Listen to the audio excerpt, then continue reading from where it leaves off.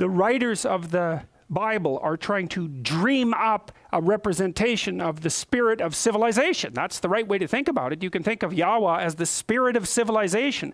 And what is that? Well, it's the thing that encounters the wilderness and makes habitable order, but then it's also the spirit of the order itself. And that's, I think, why in Christianity there's a representation of God the Father, because he's a representation of the culture that's generated after the chaos is ordered, right? You have the spirit that goes out into chaos and orders, and then you have the spirit of the order, and then the spirit of the order and the spirit of the ordering principle have to figure out how to coexist. That's partly what the Egyptians were trying to figure out, right? There's a dynamic relationship between the culture and the spirit that generates the culture. And then you might also ask, should the culture be superordinate, or should the spirit that generates the culture be superordinate?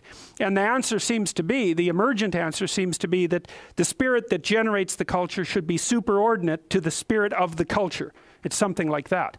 And that's also why I think that one of the brilliant discoveries, let's say, of Western individualistic civilization is that the group is there to serve the individual, because the individual is the thing that revivifies the group. So each depend on the other integrally.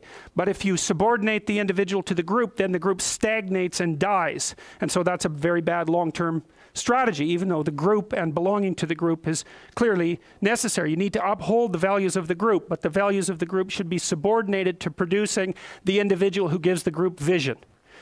And the Mesopotamians figured that out. The Egyptians figured that out. We figured it out. We just don't know that we figured it out. And it's not a mere arbitrary supposition.